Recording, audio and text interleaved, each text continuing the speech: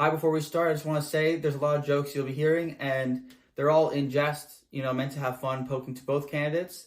But before any of that, I just want to say I love all people, no matter their color, their sex, their religion, their sexual history, their history, and I don't think either candidate is corrupt. I think they both have good intentions for everybody. I just love everybody, and I just want everyone to be happy and to bring... What's with the Snickers? Have a Snickers. You're not the same when you're hungry. Oh, okay.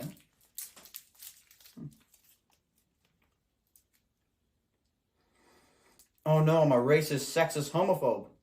Let's get started.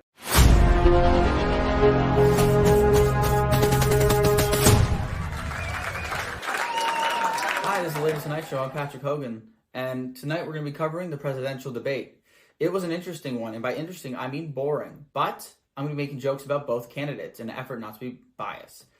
Now, it's a little unfair I can't be one-sided. Well, they both get to be two-faced and lie to the American people, but hey, they're politicians. I mean, Trump, stop lying, and Kamala, stop laughing off and acting like everything's okay when there's genuine worry of corruption.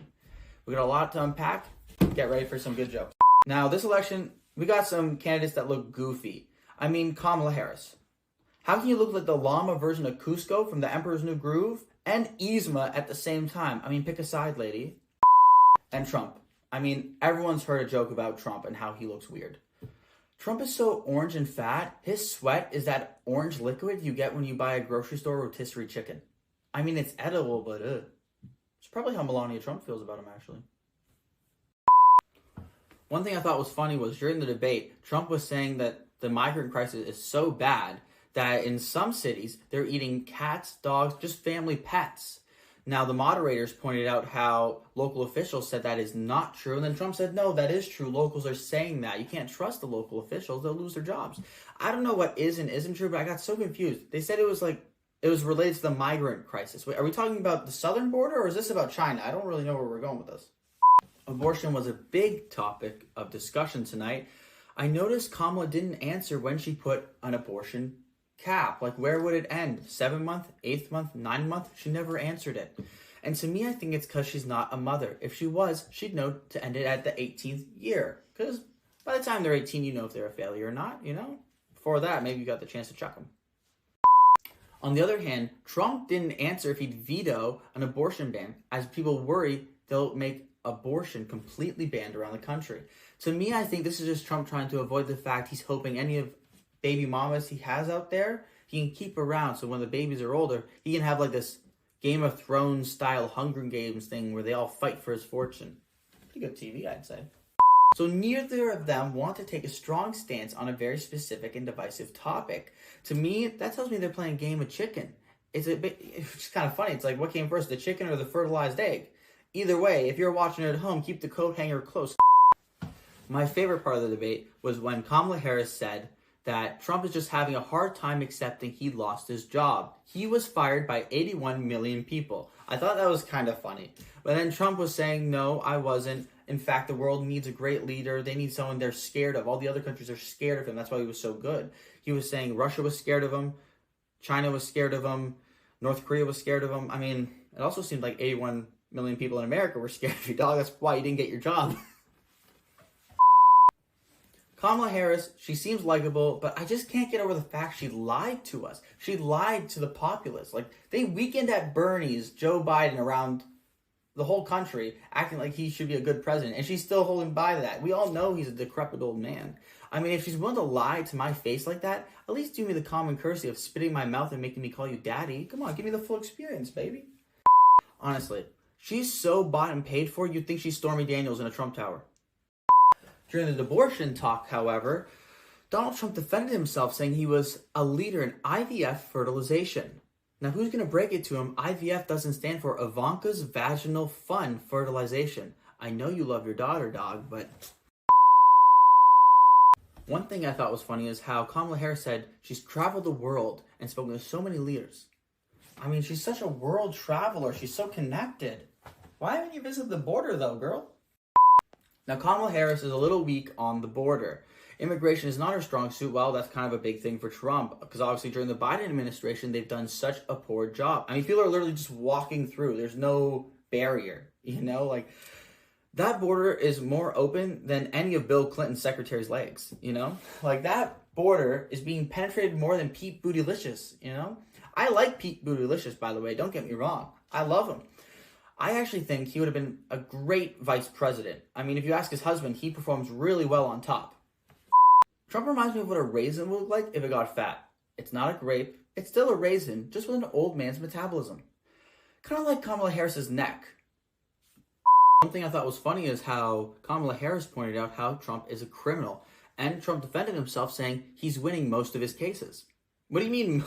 I got confused by that. Most of your cases? You're winning most of your cases. Which ones are you losing? That's like when I take my report card home to my parents and I'm like, look guys, I'm failing most of my classes, but I nailed gym.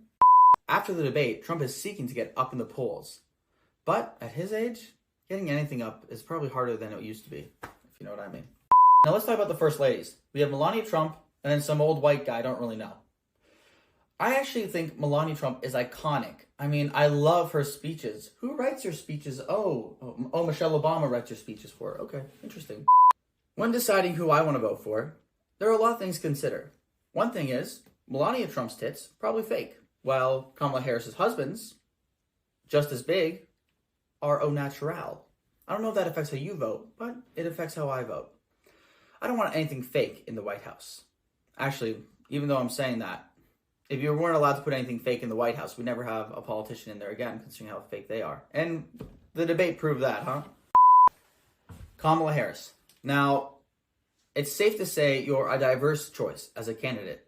First woman president, potentially. And I think it's tremendous how you don't put that as your campaign, kind of like Hillary Clinton did, and you're standing on more of your principles, which I respect. Now that I complimented you, it's time for me to insult you. Kamala, you're an interesting candidate. I respect a lot about you, but I also don't trust you at all. Like, you're going around the country, parading yourself, tricking people. You were in San Francisco and you had an Indian accent, and telling people in an Indian neighborhood with an Indian crowd that you represent them. You were like, hello, my name is Kamala Harris, and I represent you. And then you went to the hood and were like, y'all, when we get in there, we're going to change things for us. For a woman of your vocabulary, I did not expect that.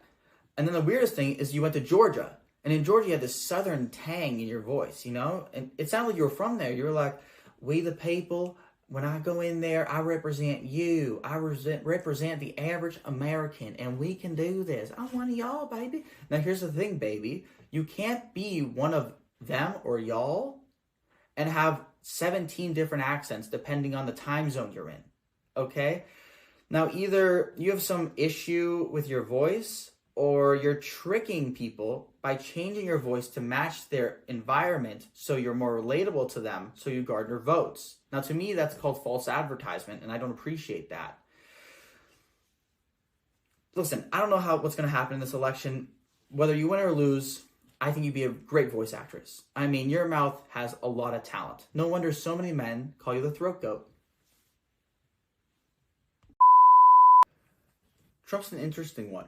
He's the first president in recent history not to enter us into a war, while every other president before him has entered into a war, feeding into the military-industrial complex. Since Trump hasn't fed into the military-industrial complex, it sounds to me like he hates American jobs. Sounds like it doesn't even like the military in general. I mean, what is Trump thinking? There's so much money to be made. I mean, you can make an arm and a leg. To be fair, it costs a soldier's arm and a leg to get into war, but hey, that's just good business, baby. I will say, Trump is a bit strange. He's the only person I've ever seen who looks and sounds like he's constipated, trying to poop out whatever's stuck in there. I mean, have you seen him? His eyes squinting, his mouth closed. He's like, the border's an issue. I'm going to build a wall. It'll be the greatest wall. Come on, get out of me. It's like China. I'm putting tariffs on China. Putin, you. Come on, get out. Putin, come on.